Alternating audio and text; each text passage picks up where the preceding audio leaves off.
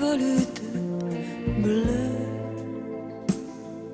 me faire parfois venir les... Parmi les bonnes résolutions, vous savez, les fameuses bonnes résolutions du début d'année, vous êtes peut-être dit, tiens, j'arrête de fumer, et précisément. Ou alors vous êtes peut-être passé à la cigarette électronique et vous avez des doutes, et vous vous dites, mais c'est bien, c'est pas bien, j'ai entendu toutes sortes de choses à ce propos. Eh ben, on va faire le point.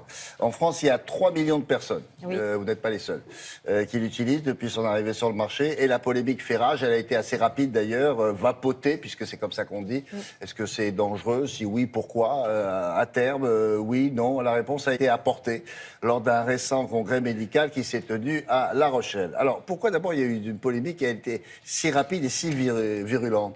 Parce que quand la cigarette électronique est arrivée en France dans les années 2005-2006, c'était tout simplement un nouveau produit. Donc on ne savait pas exactement de quoi il était composé. On avait des interrogations sur ce liquide, sur sa composition, mais sur ce liquide aussi qui est chauffé. Quelles étaient les conséquences de ces émanations de vapeur sur la santé? C'était une question que les médecins se posaient. Les médecins se demandaient aussi si c'était un médicament pour arrêter de fumer ou un produit pour inciter au tabagisme. Mais oui, on ne savait pas tout ça. Mais c'était pas clair du tout. Et même en 2011, l'Agence française de sécurité sanitaire des produits de santé avait émis des doutes sur cette nicotine et sur son, enfin, qui est contenue dans les cigarettes électroniques et sur son innocuité. En 2013, c'est l'OMS, l'Agence mondiale, l'Organisation mondiale de la santé, qui avait dit il vaut mieux ne pas utiliser la cigarette électronique. On ne sait pas trop si c'est efficace. Si oui, il y avait un doute, un gros doute, mais enfin, il n'y avait pas d'affirmation non plus. Et puis, entre-temps, d'abord, les cigarettes électroniques ont évolué, c'est-à-dire que ce ne sont plus les mêmes que dans les années 2005-2006, elles ont changé. On connaît mieux les produits qui sont à l'intérieur, on connaît mieux les compositions, de nombreuses études ont été publiées et donc des experts de 14 nationalités différentes se sont réunis à La Rochelle. Ils l'ont précisé sans aucun soutien financier des industriels et ils ont fait le point et ils sont capables de dire aujourd'hui si la cigarette électronique est dangereuse pour la santé ou pas. Réponse en images.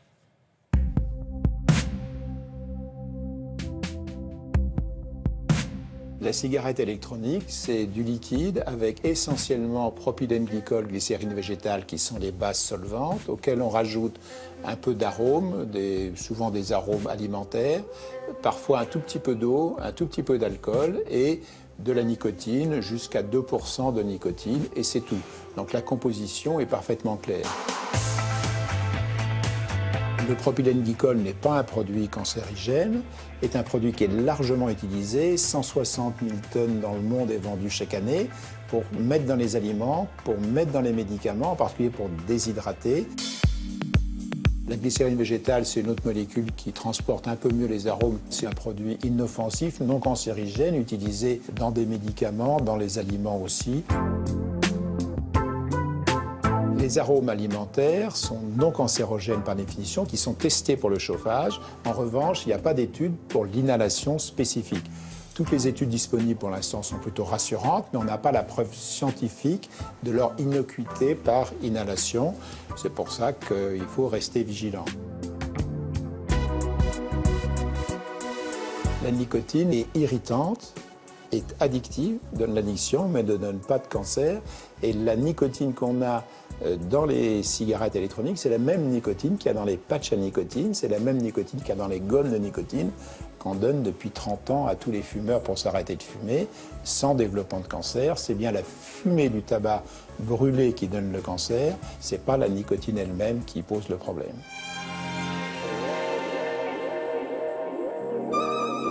Il est toujours préférable de ne rien inhaler que d'inhaler une cigarette électronique. En revanche, si on est fumeur, il faut infiniment mieux prendre une cigarette électronique que prendre du tabac. La cigarette électronique, c'est un produit pour les fumeurs, pour diminuer la consommation de tabac, pour arrêter la consommation de tabac. Ça ne doit pas être un produit pour rentrer en tabagisme ou pour essayer un produit nouveau pour s'amuser.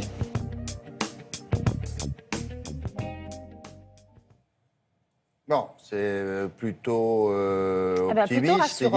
plutôt optimiste. C'est une course pour sortir du tabac. Le tabac, voilà, c'est du tabac brûlé, c'est ça qui donne le cancer, ils viennent de le dire. Voilà. Donc quand vous voulez en sortir, si vous le voulez, il faut votre décision. Passer par là, ça va. Voilà, c'est un des moyens d'arrêter de fumer. D'ailleurs, des études ont montré mais il faut arrêter de fumer après quand même. Sinon, ça n'a pas de sens. Bien sûr. Et des études ont montré que 35% des utilisateurs de la cigarette électronique avaient réussi à s'arrêter de fumer grâce à la cigarette électronique. Mais bien sûr, l'idée, c'est de s'arrêter aussi de vapoter. Et le seul point faible que soulignent les médecins, c'est qu'ils ont peur que des jeunes aient envie, qui ne fument pas et qui aient envie de tester ça un peu par jeu, rentrent dans le tabagisme. Alors, pour eux, ça serait la porte d'entrée. Et puis après, quand ils ont goûté à ça, ils disent on veut du vrai maintenant. Voilà, c'est l'inquiétude, elle porte sur les jeunes. Alors, si vous voulez en savoir plus sur la cigarette électronique, mais aussi toutes les façons d'arrêter de fumer, je vous conseille ce livre qui sort dans quelques jours, Le plaisir d'arrêter de fumer, par le professeur Dostenberg aux éditions First, parce que ça peut être un plaisir aussi d'arrêter de fumer. Il faut le souligner. Et pour le savoir, il faut arrêter. Oui. Merci beaucoup.